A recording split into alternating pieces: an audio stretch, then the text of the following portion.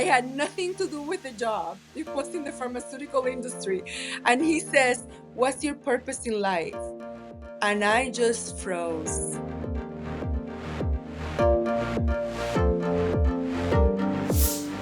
Welcome to another episode of Higher Learning. I am your host, Rashid. This is the show where we talk to executives and founders around the world, those that are disrupting and changing companies and industries, about what they see differently about identifying top talent. If this is your first episode, welcome. We're excited to have you. If you're a longtime listener, thank you so much for the support. Everybody, please subscribe to Apple or Spotify or wherever you get your podcasts, and please rate the podcast. Today, we are joined by a very special guest. We are joined by Lily Benjamin. Lily is an organization, change management, and talent executive who's worked for some of the biggest brands in the world. I'm so excited to talk to you. How are you, Lily? Very well. Thank you. Thank you for having me, Oz. Of course. So I want to start here. I'm always interested about how people got their start, how they got into space. Because sometimes you find that people were at a very young age, knew what they wanted to do and super focused and got there. And then a lot of times people take non-linear paths to get to where they wanted to go. So let's say you've done it all, right? Talent management, optimization, M&A integration, org design, DEI. How did you first get into HR in the first place? Was this something that you intentionally did, or was it something you fell into? So I am the example of your latter. I was not a straight shooter. I am me and my siblings are first generation of professionals in my family. So I just started as a cardiothoracic intensive care unit nurse. That's how I started my career. Just because I always loved people, was good in science and math, and that was the most practical thing to do. But it was as a nurse that I realized that there is a synergy between people and business. And that's where I discovered my passion for marrying the two. So then I started in corporate America in the brokerage industry. And I was already working on, actually, I had finished my master's in organization development because when I discovered that combination, it was when I fell in love with this profession. And so that's how I enter into human resources. Wow. So you were in surgery, you were in like working with people's bodies, and then you decided that you wanted to move into HR. That's amazing. When you look at talent management, organizational optimization roles for a global matrix organization and what they do, I think that's going to be a little bit confusing for people who are listening to this, even people who are really well versed in HR. So help me understand, what is the scope of that type of role? You most recently did it at Amazon. What is the scope of that type of role, and how people understand what you're doing on a day-to-day basis, what you're in charge of? Yeah. To explain my role, I want to start with the North Star. So the North Star Okay. is, why is the company here? Why are we doing business? So my role is more focused on the what and the how. So what do we do and how do we use it to then help the company exist?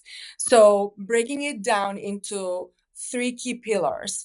Like my job has to do with strategic alignment. It has to do with the employee cycle, life cycle, and it has to do with the organization effectiveness. So in terms of the strategic alignment, it's more around how do we align the needs of the talent that are going to actually support the movement towards the common goals, which is the business strategy. And then also thinking about the continuity of leadership and the business through succession. So that's the strategic alignment. So then when I go into the cluster of employee life cycle, this then has to do with how do we, first of all, do workforce planning? How do we hire? How do we develop? How do we retain and engage employees? So that's part of the work that I do with that cluster. And then the last one is organization effectiveness. So that one is a little bit more complicated and more unique of all. And I can break it down in 5 pillars for you. So one is Please. design, organization design. This has to do with the structure, the processes. This is around processes efficiencies. Technology, how do we use technology? Usually we think technology is just a tool that has all the answers, but technology is an enabler of strategy that helps us find efficiencies and innovation. So then how do we work with making sure that that's what technology does for us? And then the fourth pillar is the talent, and last but not least is culture. So that's what it means to all of us. So any human resources professional can understand that alignment, employee, and organization effectiveness. I really like that. So I want to go dive a little bit deeper into the org design aspect of it, but then also kind of the business impact aspect of it. Because what I see in some HR organizations is they're doing things in absence of what the business objectives are, or not aligned with the strategy of the business. And I'm just very interested from a very tactical perspective. What are the ways that organizations that want to more align their HR function with their business? What are some of the either the programs they can put in place? What are some of the ways that they can kind of align their organization? What are some of the things that you've seen be successful throughout your career to really make sure that HR is providing an impact on how the company generates revenue, how the company generates profit, and moves the company forward in terms of innovation and other business Yeah, objectives? so what's very important is to have a clear understanding of what are those goals that have been set for the year, and then be present in those monthly reviews. Some organization has weekly reviews to make sure that are the actions that we're taking with the leaders and on the field, so to speak, are the ones that are aligned with that. Because sometimes there's so much motion in the business side and on the field side that we forget about the goals that are set, and that's where we have the misalignment. So those weekly reviews, bi-weekly reviews, however the cadence that you may have is, what's important is, are they aligned with what we said at the beginning of the year or at the beginning of the quarter? So that's very important. And usually what I tell my clients is like, have a placemat. And in this, Bank of America is really good about it, is that they have a placemat with that strategic vision and the goals and the strategic priorities for that part of the year that they're working with. And then at the beginning of every meeting or every discussion, they have that placemat present. So it's kind of like always orienting us. This is what we're doing and where we should be aiming our forces towards. Got it. That makes total sense. So you've been involved in interviewing throughout your career, whether it be interviews you're going through or interviewing other people. You and Mhm. I talked a little bit about thorough interview experiences and how your experiences there have really kind of shaped your approach on how you select and evaluate candidates for your team. So I'm just interested. Tell us about kind of some of the most thorough experiences you've been involved with, and then how that shaped the way you approach your interviews. Absolutely. And I want to give a little bit of context of this because interviewing is fascinating how it has evolved. Like in the 1900s, they used to hire people just based on their credentials and their educational background. But it was not until 1960s that they introduced psychological assessments. And then on the 70s that they introduced more structured interviews so that there was more consistencies. And it was not until the 80s that we started doing behavioral interviewing. Mm, And then in the 90s, then we introduced the element of competency-based interviewing. So now in the 2000, we have the combination of the tools. And to your point, you have good practices, and then anything that is less than good or too good to be true, both of them had the same level of weakness. So on mm. those very, very thorough interviews that they are over engineered, they still have the same result of not being thorough at all.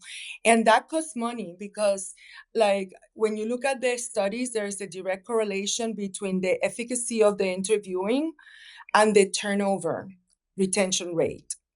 Okay. And so that correlation costs money. So it can cost 50 to 200% the salary of one employee. Yeah. So it's very important to find the sweet spot when we are thinking about what is our correct interview process. So those that are very thorough, they usually there's always a plus and a minus, and I always like to look for the plus. So the plus of those thorough interviews are very, very thorough, is that they actually start the onboarding process from the interviewing process. So it Mm, allows an insight of the culture of the organization for the interviewee from the very beginning. The other plus is that it allows us to reflect, us the interviewees, it allows us to reflect on our lessons learned from the past because you're preparing on everything that they could probably ask you. And when they're very thorough, they actually even they give you links for you to understand what is their interviewing process. So then what is the negative consequence about that is that people come to you very scripted, Mm. right? So you don't get a very good sense of that person that you're interviewing because they're very well rehearsed, they're very scripted. And then on the other side, you find a person that is interviewing you that all he's doing is taking notes. So then you're not really exercising your high judgment during that exchange. And so then when you're left with words, so then when we look at the research, words are only 7 to 8% of the communication. So you're missing out on the tone, you're missing out on the nonverbal because you're very focused on capturing the words. So do you see how the inefficiency starts trickling down and it makes that thorough process as ineffective as the one that is not thorough because of all those inconsistencies?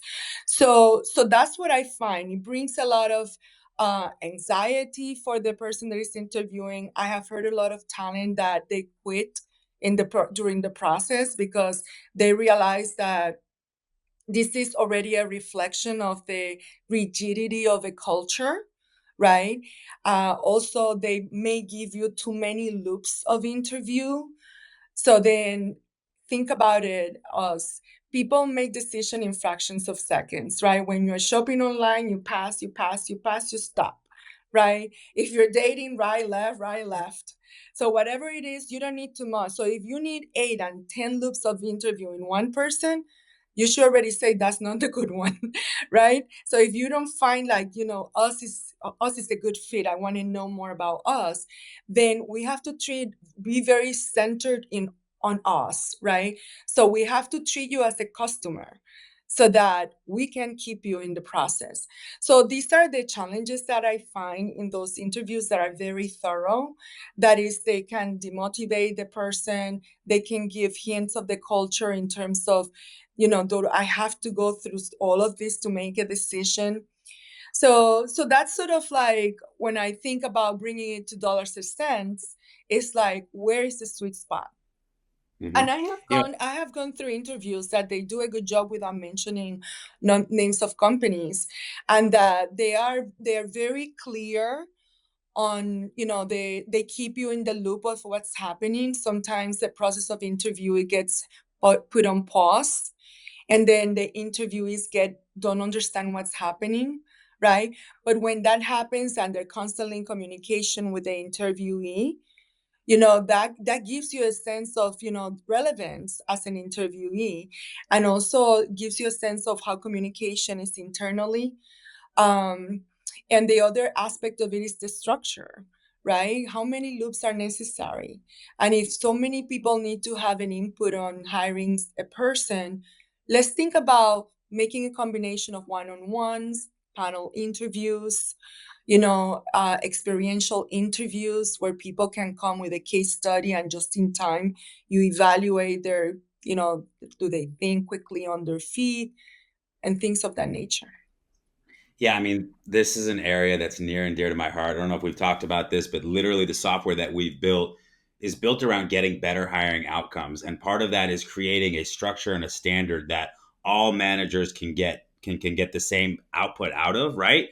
But also understanding candidate experience and how you keep passive talent or really active talent in your process and engaged so they actually get to the point where they get an offer and they accept it. And I totally agree with you. And one thing I would say, there's a couple different things that come to mind that as we were talking, because I have a lot of core philosophies when it comes to interviewing and what the right kind of standards are. We coach and guide companies all the time on what is the best way to pull out requirements and how do you know that you've been comprehensive with your requirements and you're really weighting them the right way? How are you making sure that you're aligning your questions and the right interviewers as part of that process to ensure that you're getting down to the actual, real meat of what's important when you hire somebody or don't hire or make an offer, right? I'm a big believer in the rule of four in terms of that's how many interviews you should have. And you should mix up the interviews and put them in different scenarios, whether they be panel, whether they be at a restaurant, and getting the person out in different experiences and seeing and getting to be with them in different types of environments, more casual, more rigid, whatever it may be,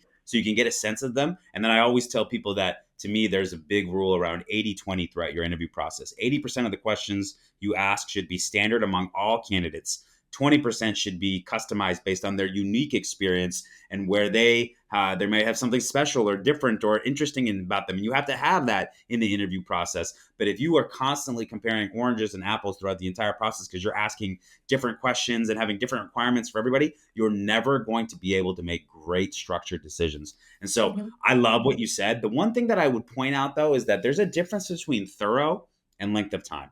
Because I actually really believe that if you construct it properly, right? And again, there's technology Mm-hmm. and AI, and there's different things you can do. Mm-hmm. You can be super thorough in Mm-hmm. a limited amount of time, right? You can be very diligent.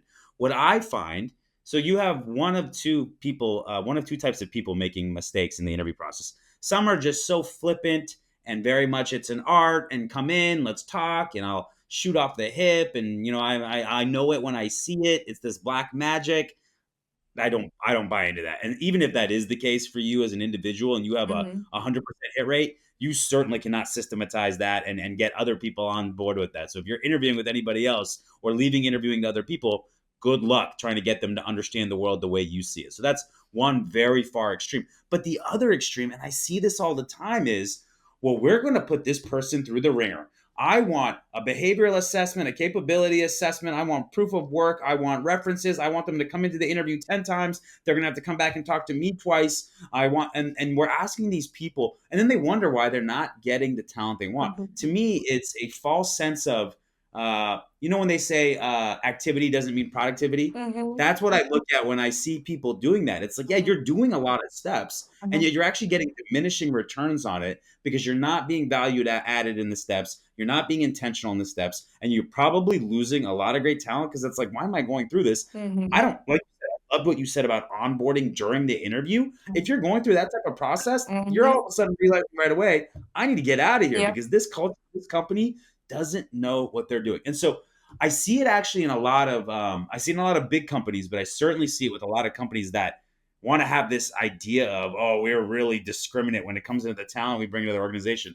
My biggest advice for everybody out there is amount of time an interview spent does not equal better decision making in an interview. Just as Mm-hmm. bad as one interview where you Mm-hmm. have a half hour call and hire, I also think a Yep. 20 interview process is just as Yep. bad. You can find that sweet spot. You agree? Totally. This is exactly what I said. We say in psychology, any strength overused is a weakness. So, Mm.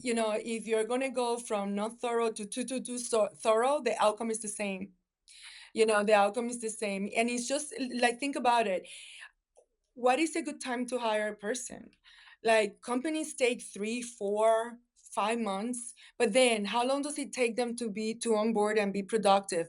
At least 3 months, right? Even if they're experienced, because they need to, even if they're experienced, because they need to navigate, especially if they're roles that are high pay, they need to navigate through complex organizations to build networks in order to be productive, and that takes time. So then think about it. If it took you 3 to 4 months plus 2 to 3 more, it's almost half a year or a little bit more. And like I said, it translates into money. It's just all about money. So just, I think, like, if we think roughly speaking about entry people, level people, or senior people, like entry people, 1 or 2 loops of interview, it's good enough, and that shouldn't take you more than 2 weeks, right? And then if it's middle, then let's say 2 to 3 loops. Or if it's bigger, so then it will be like up to 4 loops. I do like your rules of 4. I also don't believe in more than that. But I think, like, if you think, oh, well, we need all these key stakeholders' opinion, then bring them in a group.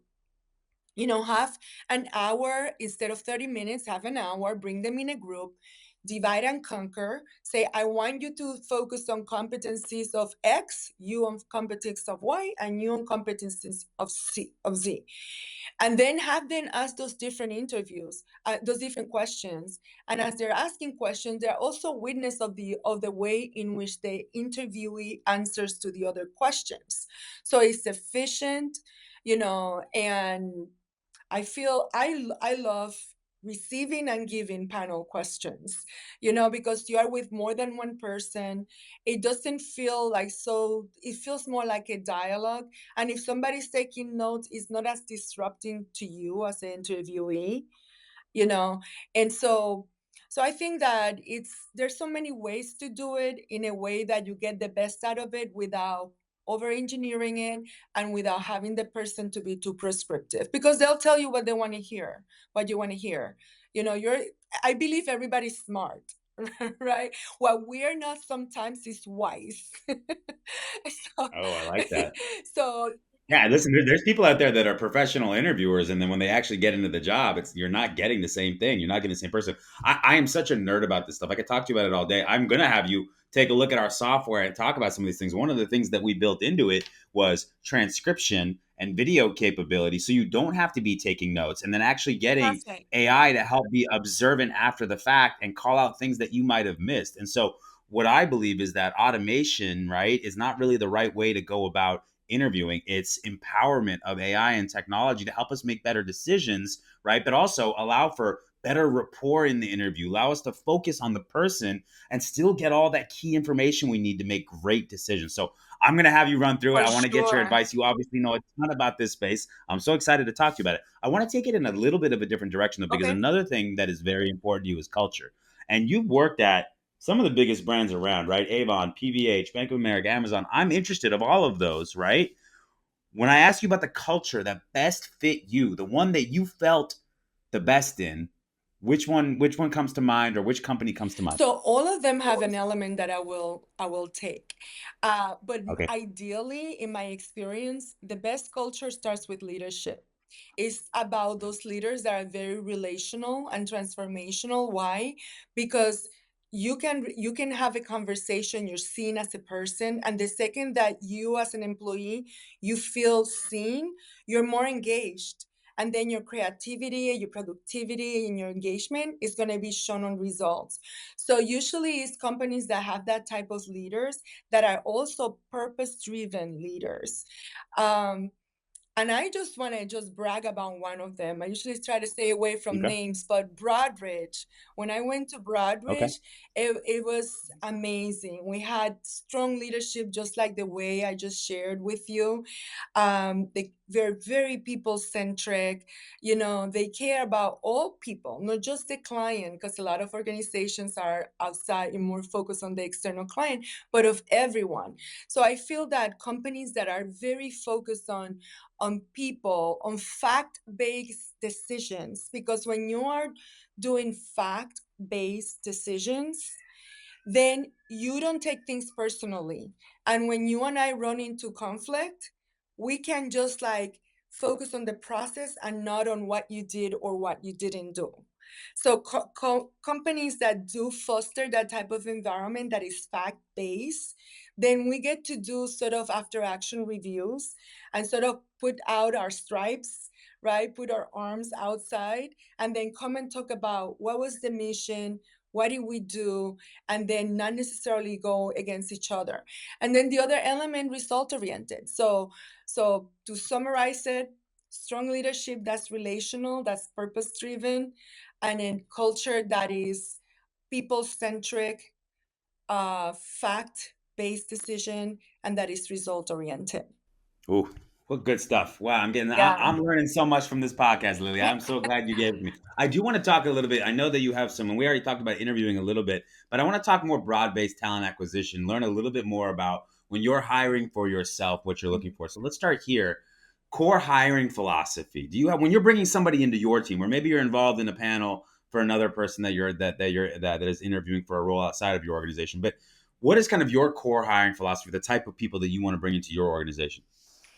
So there are studies that show that we hire our image, right? So in That's that not always as a good thing, is it? it's never a good thing. Okay, good. It's never a good thing. So what's really interesting is that I am from another country, so there's not much of my image around. So that element gets a little bit elevated to a more objective side. And what's really interesting is that in companies that I am in, that I have large teams, usually they don't look alike. They're from different countries. So I tend to hire difference as well, right? So if we Yeah. hire our image, I hire different. But what do I look for? Because I have to go beyond that.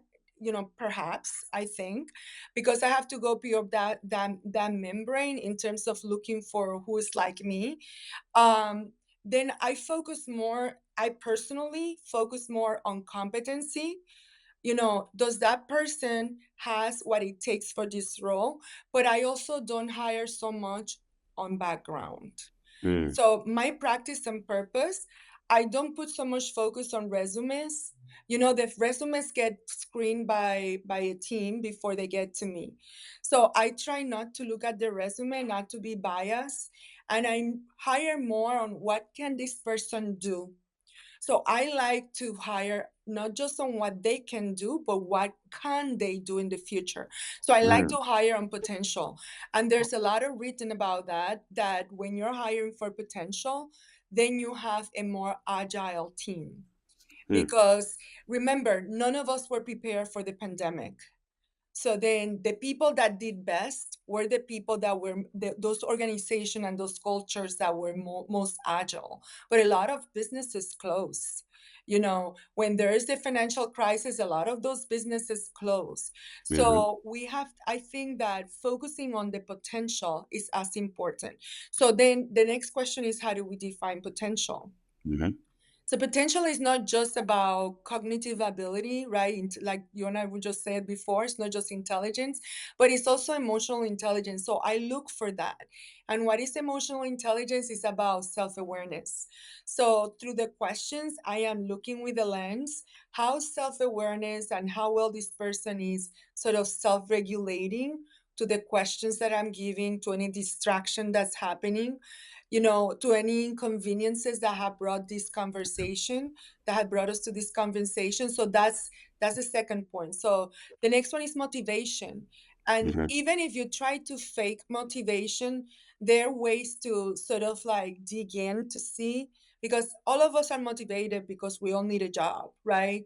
And we're also motivated by pay. But there's more that a person should be motivated by in order for me to feel this person has a long-term success in this organization. And that has to do with their long-term goals. So questions that can point into, is this person looking to grow here?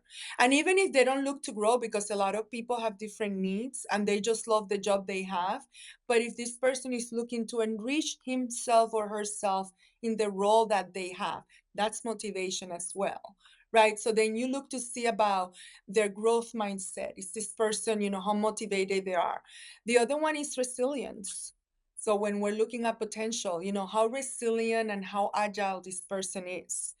And last but not least is interpersonal relationships. So I look at those areas, not just intelligence, but emotional intelligence, motivation, um, agility, and perseverance and resilience, as well as interpersonal relations. So I focus a lot on that because I have had people that have said to me, I literally, this person she's a friend of mine now, but I won't mention her name. But she said to me, she was coming for a training, to be a trainer, and she said to me that she couldn't train because if she starts training, she will stutter. And she was interviewing for that job, so she For wasn't a trainer stutter job. she Oh boy. wasn't stuttering with me. So if I am anybody else, I would have disqualified her, right? But then I realized she's not stuttering with me, so she has created a narrative that justifies her anxiety towards the job that she's seeking. But that to me showed courage, right? So I think that if we don't look at the situation we have in front of us with judgment, and don't take me wrong, I have not always hired the right person. We're gonna come back to that in a little bit. So yeah. But this story of success, like if I would have been stopped by the own crutches that she was putting in front of her, I would not have hired her. And she became to be one of my biggest stars, and to the point that it's been over 15 years and now we're friends, even though we're in different companies. So yes, I think we have to see beyond the obvious, to look more at potential, and to be able to dig into not just what's in front of us, but what are we trying to accomplish, and then let go a little bit of our image, because if not, it's very comfortable to hire people that look just like you and think just like you. I love that. Let's dig in a little bit deeper on maybe the either potential or motivation, because I think everybody wants those things, but they're not necessarily sure what questions in an interview to ask to determine it. What are some questions you might ask to determine either somebody's potential or motivation that might help somebody who's listening in this and wants some tips on how to interview better? Sure. So motivation is usually I like them like I usually like to ask questions about sort of what do you want to be when you grow up, right? Just figuratively speaking. Like I had a person say I was interviewing her for she was going to be my executive assistant, and she says, I want your job. That's a motivation. And guess what? While she was with me, she did finish her master's degree. Then eventually I moved into the other organization. But I assure you that she has gone to where she has wanted to be because she was that motivated, Wow. unapologetically, and no manager should be intimidated by that. I want Mm-hmm. somebody that wants my job because I want a successor, you know. And a lot of these interview settings, I love to hear when people say, I'm looking for a successor. That Mm-hmm. goes to show you that people are going to respect the acumen that you bring and not feel intimidated. So I feel that that is a question that is important to ask. What is your career like? What is your path? And whether it's in this company or not in this company, to ask it in a way that is not intimidating, because it could be intimidating that somebody says, um, what's your next step, and then people immediately going to say, if I say something else, they think I don't want this job. So it's good to position it in a way that it just helps you just sort of explore a little bit the aspirations and dreams of this person. So that's a way to explore about motivation. The other question around motivation is around, Potential.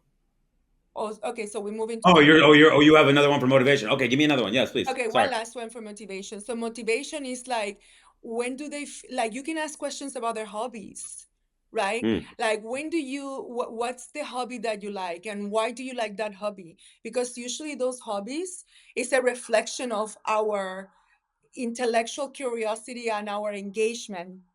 So let's move to potential.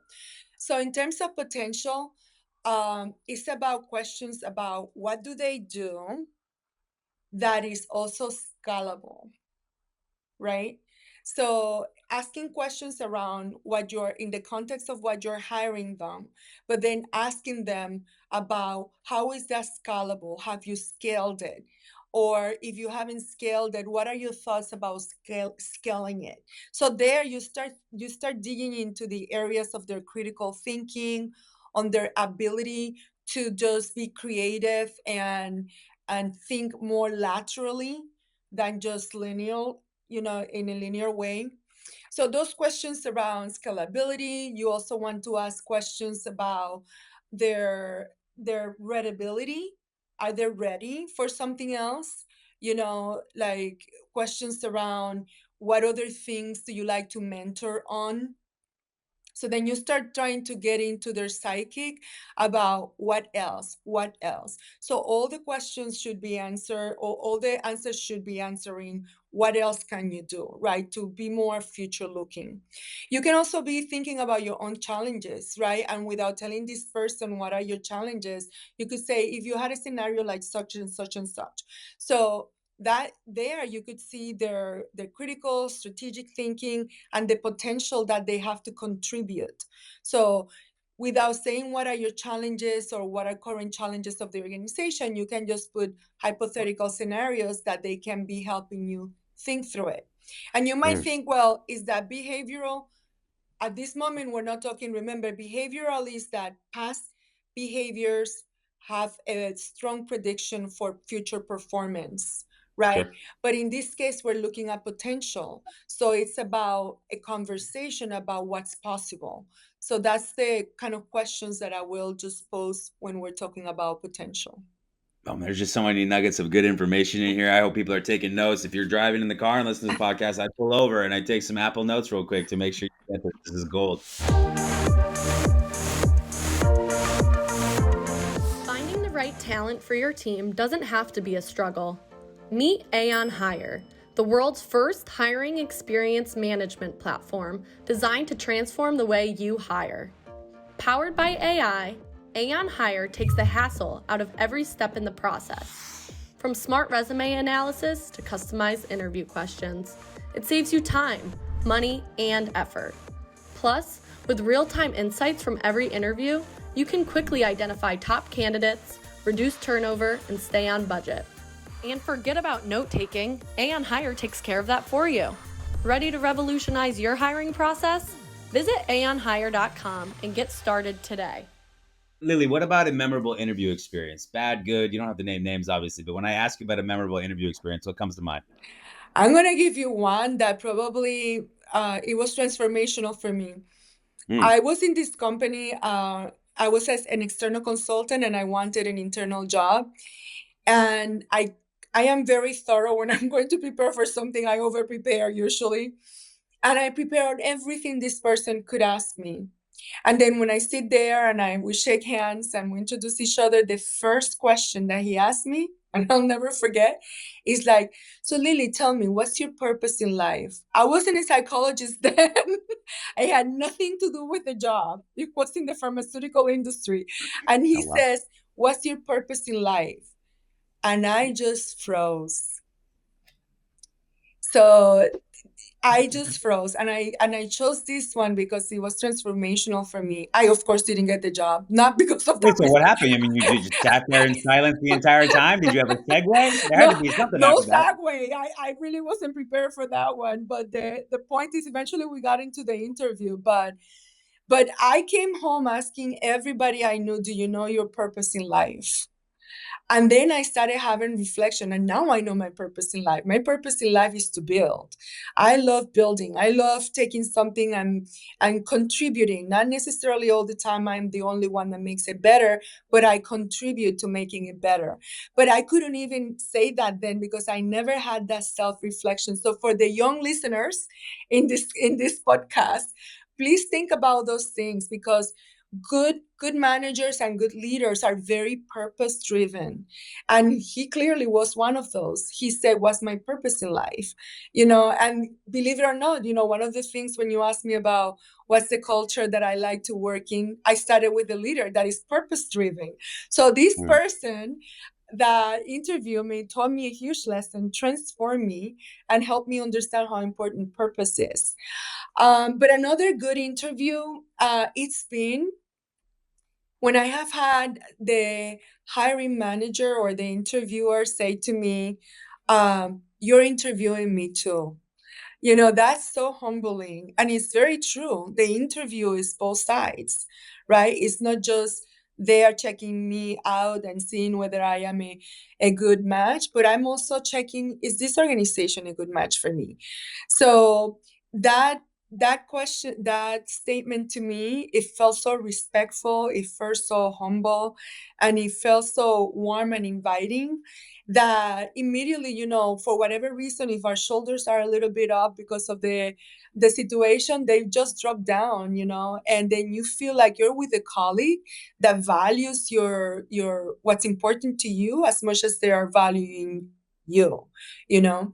So that's sort of like a good one, and one that taught me a big lesson in I love terms of that. my Right. own experience. Yeah. Those are great stories. What about, we talked a little bit earlier about sometimes you miss. Everybody misses. When you miss, is there a theme you can look back on that you wish you would have done differently, or something that you had to mature and learn from because you made that mistake multiple times? Yeah, I can remember one when I first started in my career, and it was pressure. The theme was pressure. So when I started my career in corporate America, I was asked to do a lot with very little because we were in the middle of a lot going on. And so then I felt rushed to hire. The good thing is that I had a very supportive boss, and he did not like nail me against the wall, and he sort of understood. But then I was so embarrassed to realize that I did it in a hurry, and that I just felt like, just hiring somebody to get this done, that was the right thing to do.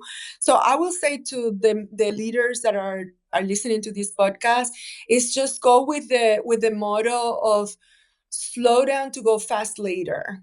So it doesn't matter how much pressure you have to fill in that position. It doesn't mean that you have to take forever, right? Have a clear process. Oz and I have been already talking about when too much is not necessarily good, but have a clear process. that is not going to take forever, or that's not going to be so thorough that you're going to miss out on the opportunity.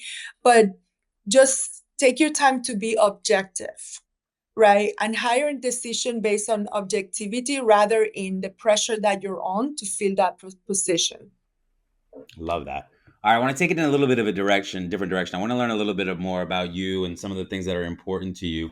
So I know right now you're in between opportunities. I'm interested on how you're spending your time, how you're getting fulfillment, how you're getting is there anything you're learning about yourself? Is there anything like tell me what's going on right now? What are you working on right now that you're very excited about?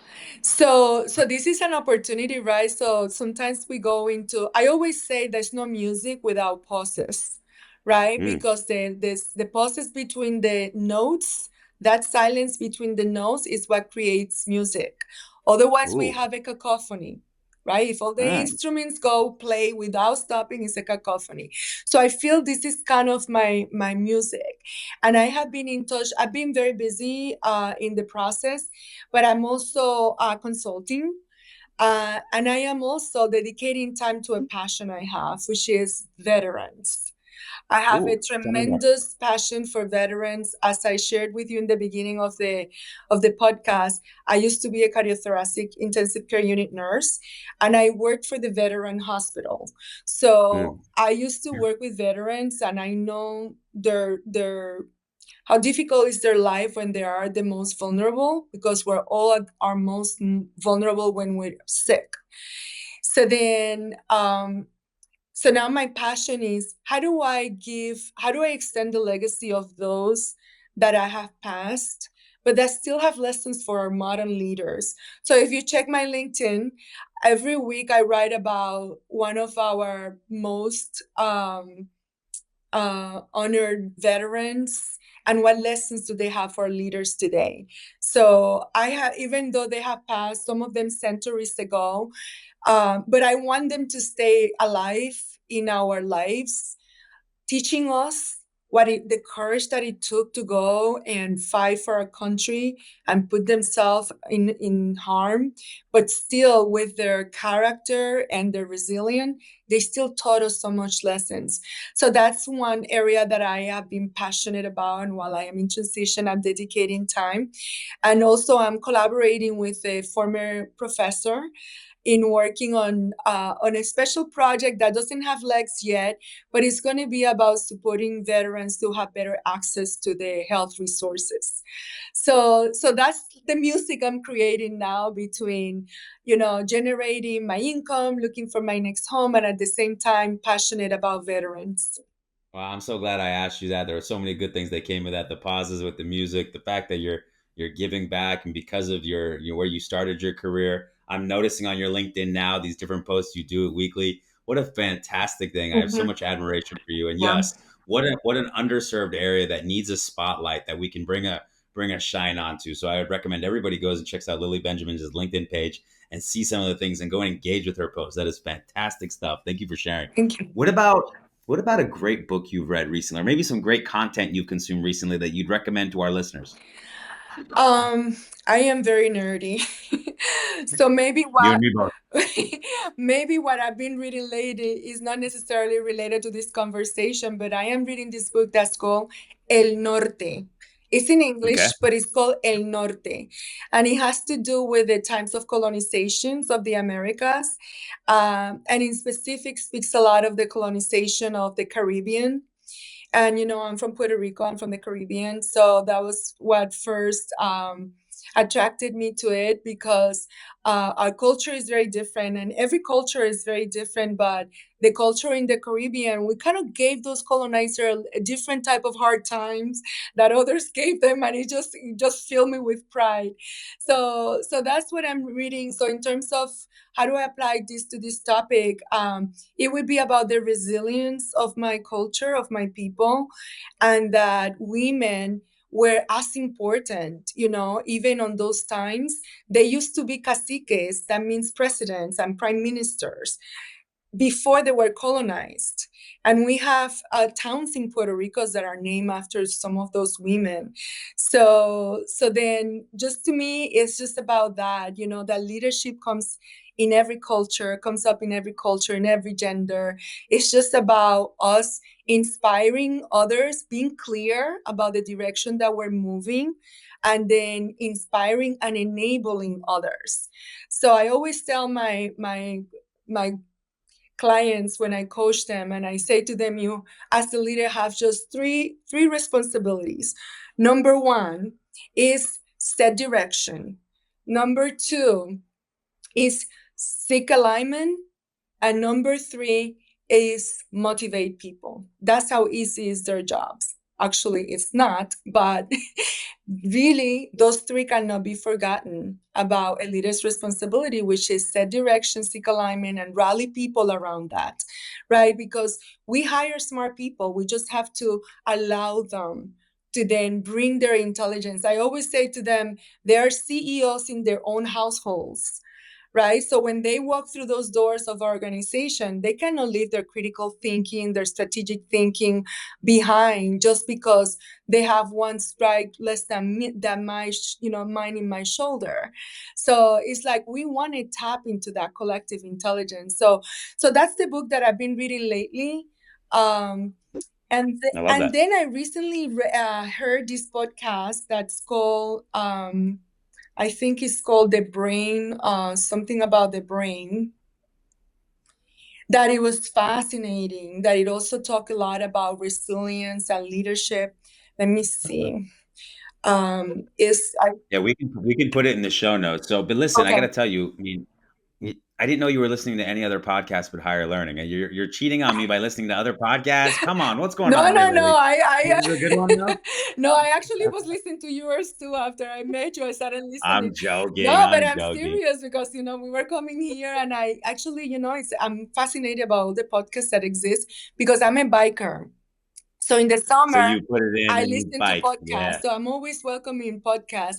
And so when Roxanne told me about you, then I started listening to yours, and I found them fascinating. And something that I like about the work that you do, us, is that discussion that you were just having before, which is about using technology so that you're more present with the individual, and then you can have a better sense of who you're recruiting. So I think that's something that is not necessarily done by everybody, and I think it's the best practice that if I were to design one today, I would like to emulate that practice that you have, because I'm telling you, I'm going to get your feedback on this. And I think it's one of the things we miss out the most. And I think you really called it out on why. I know somebody, and I try to do this in our own interview processes and say, this is a 50-50 interview. We are interviewing yeah. you, but the other 50%, you are interviewing us. And Mhm. what I think gets lost a lot of the time in this, a lot of ways that interviews are structured and set up is this, as if assuming you want to work here. And now you're going to go through our Mhm. process, come hell or high water, and jump over these big hoops to take our fantastic job and come work. But that is not actually how it works. Mhm. Yes, being diligent and getting to the details of the fit of the person with your team, with your dynamic, with your objectives, with the role and the capacity. That's important. There's no Mhm. question about that. But you know what else is important?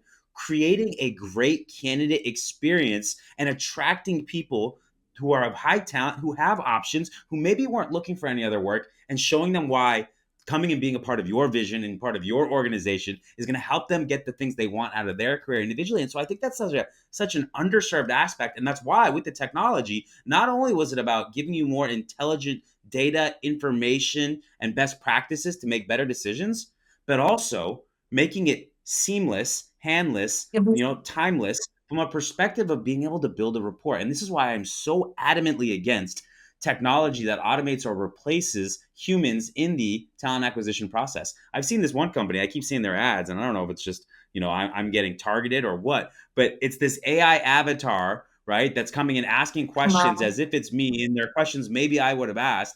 And it's like, I can't even imagine it. Can you imagine if this was an AI podcast and we just had two AI avatars talking to each other? Imagine going to work for somebody that you've never met. You talk to their AI avatar. I hate that. This is a human centered process that shouldn't Mhm. be automated. Technology should enhance the human experience when it comes to Mhm. interviews. And that's how you create a candidate experience where people want to come and join your vision. And I just think that's such an underserved aspect and understanding of how you create a great interview process and hiring experience overall. Mhm. It sounds like you agree. Absolutely. This is why when you ask me, my, remembering and a good experience, I remember that one when she asked me, "You're interviewing me too." It Yeah. felt so Yeah. human. I felt so welcome, and I never gonna forget them because I felt like, oh my God, that's such a great experience. So yeah.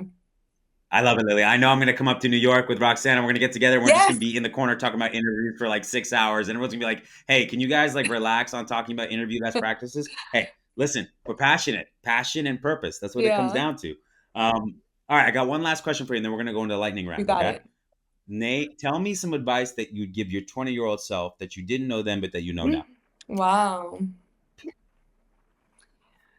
I would say at my 20-year-old, I live life, when I think about 20, I was still in Puerto Rico. So I would say to my 20-year-old to set clear goals, even if you change them later. Mm. And to be okay, and Was to that be something that you think that you lacked at the time? Did you not have a lot of definition about where you wanted to go? And do you think that that kind of slowed your I progress? don't think it's slowed my progress, but I probably not have been able to understand my blessings as well. I have been very blessed, and then sometimes I look back and then I said, oh my God, but it was in front of me, but it was in front of me. But if I had more clarity of where I wanted to go, maybe I would have seized that moment. But I think, everything happens for a reason. But I really, if I were to tell myself, what could I do better? It would have been about setting goals. Like I said in the beginning, me and my siblings are the first generation of professionals in my family. So I didn't have much guidance. So I give myself a little bit of grace on that. So, I have learned as I've been doing. I feel sometimes I'm writing the book a page at a time. But that would be the advice. I think it's important to have goals and to be okay changing them, that you don't have to just hold on to them, but they give you a sense of direction. Yeah, what I try to do with goal setting is I set something very Mm-hmm. far off, right? And then understand that the way I get there, Mm-hmm. right, might be deviated and I have to be open to that. And what I want to try to do is build systems that help me eventually get to those Mm-hmm. goals. But it is important to have a North Mm-hmm. Star, right? To have something. And I think sometimes it can be actually a little bit detrimental to have maybe a 1 year goal or 2 year goal because then you get too Mm-hmm. focused and too narrow. And then so the journey is very important, but understanding where you're trying to go and how you're going to be fulfilled and what matters to you and what's important to you. And then getting on that road and pursuing it, but being open to the different ways the road can take you, I think is very, very key. So I think that's I great think advice. flexibility is very important. You need to build flexibility when you're setting goals, personally and For sure. business wise. Great advice. All right, we're at our lightning round and we're going to go Puerto Rico Yes. lightning round. So here's what we're going to do. I'm going to ask these questions. I want you to tell me the first answer that comes to the top Go of your for it. head. Okay. Favorite Puerto Rican cuisine? Arroz con gandules. You got to tell me what that Oh, is. well, arroz con gandules is a dish that's made mostly in Christmas, and that is with a special Okay. kind of green peas, and it has a lot of blessings and love. So that's my favorite cuisine, Lot arroz of. con gandules. Who is your favorite Puerto Rican celebrity? I love Mark Anthony. Mark I love Anthony. Mark Anthony. Have you seen him in Oh concert? yes, and he's an incredible entertainer and just so genuine. It's just like you want to hug him. I love that about him too. I agree. He's a completely authentic person, and you can feel it in his voice and in his singing. I think that's a great And answer. he's so Um, loyal to our culture. And even though he wasn't born in Puerto Rico, but he feels like he was born there. He's just such a beautiful icon for us. I love that. Now, tell us if somebody was visiting Puerto Rico, where would you send them? I would send them to Guanica. What's Guanica? Guanica is a place that has beautiful, beautiful beaches. I think it's towards the south. It has beautiful beaches, and then it has delicious cuisine, very ethnic cuisines, and it has a lot of history, a lot of caves. It's just a beautiful place, and it Okay, takes you away from San Juan. San Juan is beautiful, but it's very civilized in the center of in the country. You see more culture, and it's more authentic. So Guanica. I love that. What is something about Puerto Rican culture that if you weren't in it, you wouldn't know, or maybe dispel a myth or something? Just tell me something about Puerto Rican culture that maybe our average listener wouldn't know. We are very welcoming of foreigners. We love people from other places. We're very also tolerant to different beliefs. And so therefore, when you come to visit us, you always feel like home. The other day I saw in the internet a woman that is living there, but she's from the United States. And she said that she was carrying her children and she had a bag for shopping bag. And she went to open her car and somebody went to open it for her. And so we are very, yeah, you will think that scary here, but It doesn't not there. happen in New York, does it?